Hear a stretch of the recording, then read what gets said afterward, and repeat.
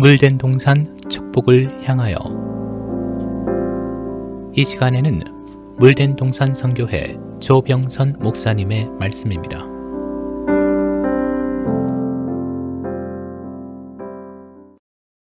평안하셨습니까? 오늘 선악과 총론 4번째 시간입니다. 성도 여러분, 하나님께서 흙으로 사람을 지으시고 남자 여자에게 생기를 주어 산령 차원의 사람을 지으셨습니다. 이들을 에덴 동산으로 인도하셔서 제일 먼저 경고하신 말씀이 무엇이었는지요? 선악을 알게 하는 나무의 실과는 먹지 말라. 내가 먹는 날에는 정령 죽으리라는 경고의 말씀이었습니다.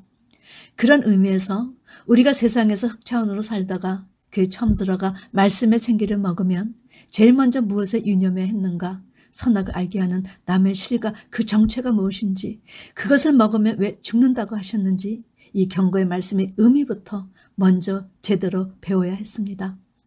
에덴 동산은 그 시대 교회를 의미하니 그 안에 선악을 알게 하는 나무와 생명나무가 무엇을 의미하는지 그 모든 내용을 먼저 가르쳐 주었어야 옳았다는 사실입니다.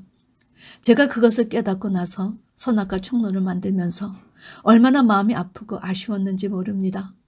이런 중요한 내용을 제대로 알려주지 않아서 살아온 연수만큼 선악과를 먹어대고 살은 과거가 너무나 억울하고 화가 났었는지요. 지금이라도 선악과 총론의 귀를 기울이셔서 똑같은 의를 범하지 않는 여러분과 제가 되기를 바랍니다. 오늘 말씀의 제목은 불순종하는 자들은 뱀을 명하여 물게 하리라. 이것이 하나님의 뜻과 의지라는 사실을 여러분께 전하려 합니다. 주님은 선악과를 먹은 자는 눈에 들보가 들어있어 볼 수 없는데도 남의 눈에 티를 빼게 하라고 나선다고 말씀하셨습니다. 그런데 뱀은 선악과를 먹는 순간 오히려 너희 눈이 밝아져서 하나님같이 된다. 선악을 알 줄 하나님이 아신다. 이렇게 여자를 유혹했었습니다. 주님의 말씀과 뱀의 말의 다른 점이 무엇인가? 그런데 선악과를 먹는 순간 우리 눈에 들보가 생겨 영적 소경이 된다는 사실입니다. 눈이 밝아진다 했는데 그것은 내 눈에 들보는 모르고 남의 눈에 티를 뽑으려는 비판 정죄가 앞서는 것을 의미했습니다. 그런데 이제 막 생기를 먹고 산령 차원의 여자가 어떻게 선과 악을 판단할 수 있겠습니까? 성경에서 선악을 판단할 수 있는 차원은 살리는 영의 차원까지 올라가야 합니다. 그런데 뱀은 여자와 하나님과의 관계를 소원하게 만들려 거짓말에 거짓말을 더했고 여자는 그것을 알지 못하여 속아 넘어갔던 것입니다. 그러므로 이 시대 성도가 분명히 알아야 할 것은 선악과를 먹은 이들의 눈이 밝아졌다는 것은 자기를 성찰하는 눈이 밝아진 것이 아니요 자기 눈에 들보가 들은지 몰라 남의 눈에 티를 뽑는다고 나서는 속성을 말한다는 사실입니다. 즉 남을 비판하고 정죄하는 눈이 밝아진 것을 의미하지요. 요한복음 9장에 날 때부터 소경된 자가 등장합니다. 그는 선악과를 먹고 눈에 들보가 들어 볼 수 없는 인생 모두를 예표한 인물이었습니다. 그런데 예수의 제자 중 한 사람이 예수님께 이렇게 여쭈었지요. 이 사람이 소경으로 난 것이 부모의 죄입니까? 자신의 죄입니까? 이때 예수님께서 그의 잘못도 아니야, 부모 바로도 아니야. 그에게서 하나님이 하신 일을 나타내고자 함이라 이렇게 말씀하셨습니다. 그리고 침을 뱉어 진흙을 이겨 소경의 눈에 바르시곤 실로암 못에 가서 씻으라 하시니 소경은 군말 없이 씻고 밝은 눈으로 돌아왔습니다. 가뜩이나 보이지 않는 눈에 진흙 덧칠을 하셨음에도 믿고 가니 소경의 눈이 떠진 것입니다. 그런데 소경의 눈이 밝아졌다는 기쁨을 함께 나누기보다는 그 시대 종교 지도자들은 오히려 안식이 돼 눈을 뜨게 하였다는 사실로 예수님을 정죄하기 시작했습니다. 여러분, 이것이 바로 선악과를 먹고 눈이 밝아진 자들이 하는 사단적인 행태인 것입니다. 그런데 이미 이사야 35장에서 소경의 눈이 밝아지면 귀머리거리의 귀가 열리면 그때 자는 자가 사슴같이 뛰고 벙어리 혀가 노래하면 그런 분이 나타나면 그분은 바로 너희 하나님이 너에게 오사 보수하시고 보복하여 주실 것이요 성취된 것을 그 시대에 이뤄주실 것이다. 그러나 그 시대 누구도 이사 예언을 깨닫지 못했다는 사실입니다. 이때 예수님은 뒤에서 그를 정죄하는 바리새인들을 가리켜 내가 심판하러 이 세상에 왔으니 보지 못하는 자들은 보게 하고 보는 자들은 소경되게 하려 함이라. 너희가 소경되었다면 죄가 없으려니와 본다고 하니 너희 죄가 그저 있느니라. 외식하는 자들에게 크게 분노하시고 그들을 심판하셨지요. 그런데 여러분은 우리 모두가 바로 요한복음 9장 날 때부터 소경된 자에 속한 일원이라는 사실을 아셨는지요? 주님은 이 세상에 죄인을 만나러 오셨습니다. 주님은 이 세상에 소경과 기머거리와 벙어리 그리고 안진뱅이를 고치러 오신 분이십니다. 그런 의미에서 예수님의 소경의 눈을 고치실 때, 기머거리의 귀를 여실 때 그 시대 종교 지도자들은 예수님이 바로 이 세상에 오신 하나님의 아심을 알고 믿고 그분을 영접해야 했습니다. 그러나 이들은 오히려 주님과 반목하고 다들 의인의 자리에 서서 소경된 것이 뉘죄로 인한 결과인가? 죄인들이 감히 죄 문제를 주님께 대고 논하려 하였던 것입니다. 그런데 생각해 보니 우리도 이 짓을 계속하고 살았다는 사실이 깨달아졌습니다. 성경을 잘 모르면 우린 더 많은 죄를 짓고도 스스로는 그것이 죄인 걸 알지 못해 의인이라고 말하지 않았지만 죄인이라고도 생각지 않고 살아왔다는 사실입니다. 그런데 이런 일이 지금도 이 세상 곳곳에 만연하고 있습니다. 이는 선악과 먹지 마, 먹으면 죽는다는 하나님의 말씀을 제대로 이해하지 못해서입니다.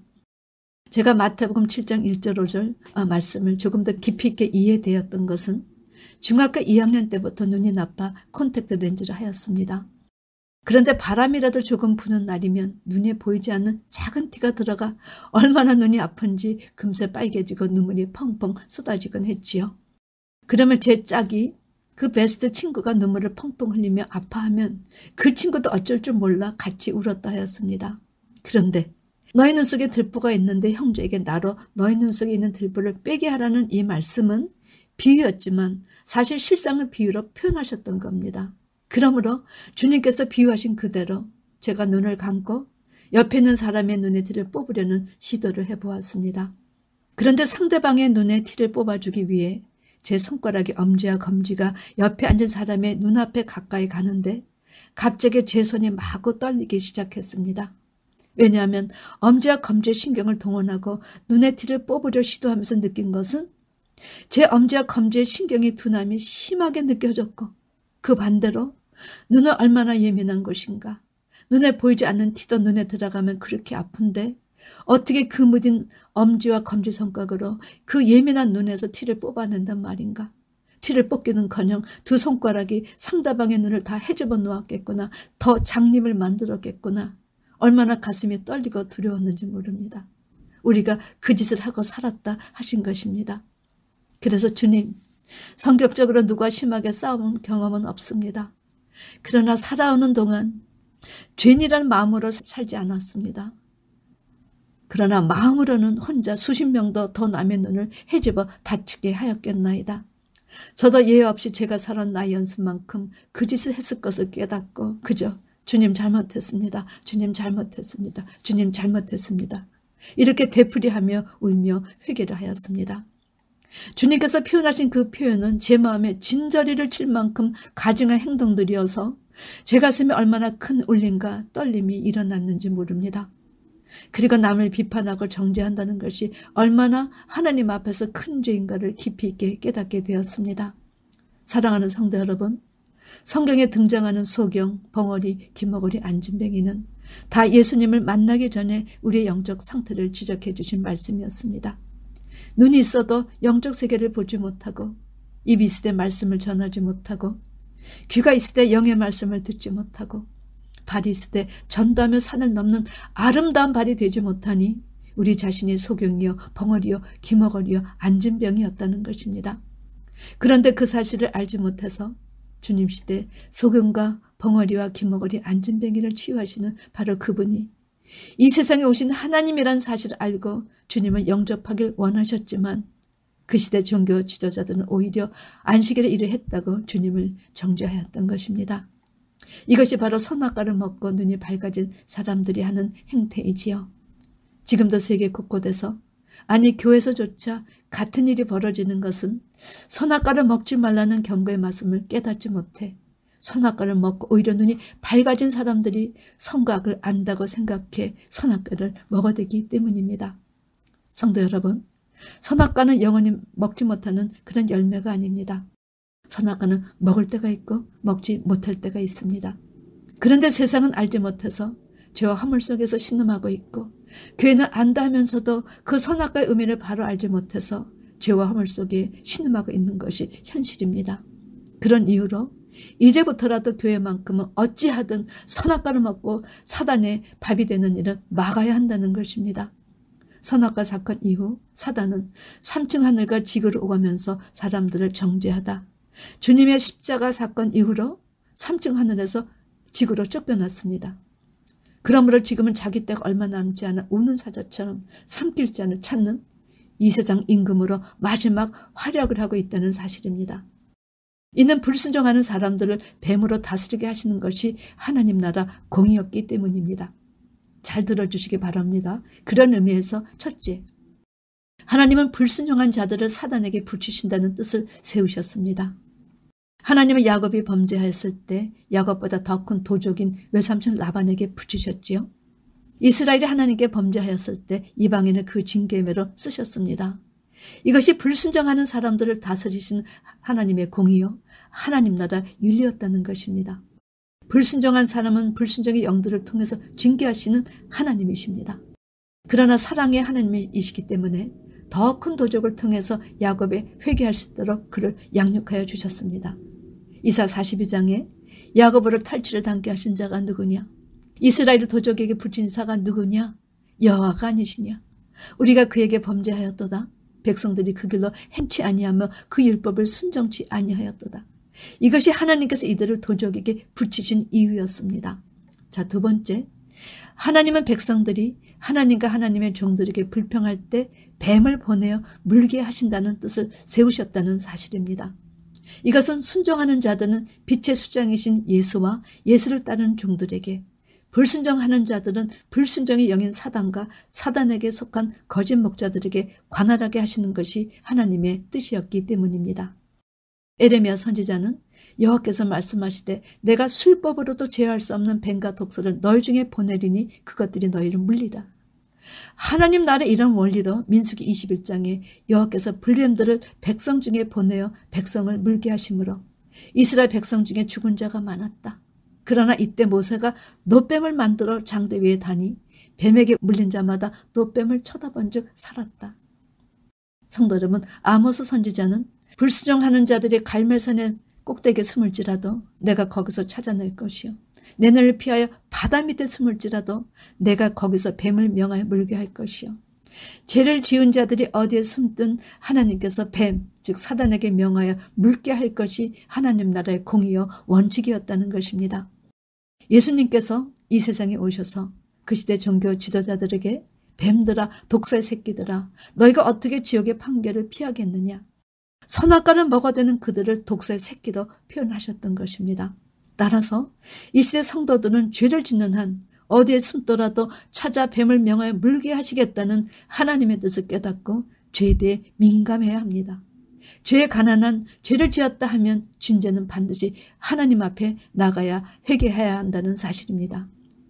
하나님 나라의 이런 법칙 때문에 하나님께서 인간을 창조하시고 제일 먼저 에덴 동산을 다스리고 지키라 경고하셨던 것입니다. 그리고 또 하나, 하나님은 예수님 재림 이후에 그리스도 왕국, 성도의 왕국을 1000년 동안 이루시고 그 기간 동안은 사단을 잡아 무적행의 3증으로 결박해 감금해 두심으로 마귀가 없는 세상을 살게 하셨습니다. 그런데 1000년 왕국이 끝나자마자 다시 1000년 동안 무적행에 감금되어 있던 그 사단을 다시 풀어놓으십니다. 아니 왜? 무적행의 3증으로 결박해 있던 사단을 다시 풀어놓으시다니. 그런데 여러분, 하나님께서 마귀를 풀어놓으시자마자 마귀는 천년왕국에 소속되어 있던 땅의 백성들을 제 속성대로 미워 하나님을 대적하기 시작했습니다.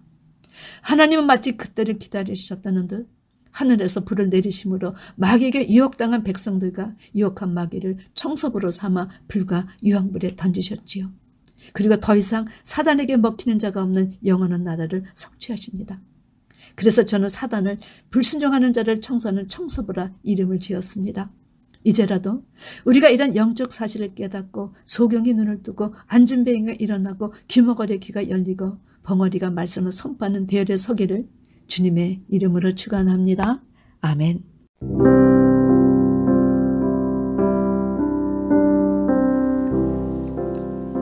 물된 동산 축복을 향하여. 지금까지 물된 동산 선교회 조병선 목사님의 말씀이었습니다. 물된 동산 선교회는 540 앨런데일 드라이브 212호 윌링에 위치해 있으며 상담 문의는 전화 847-341-0330 341-0330번으로 연락 주시기 바랍니다.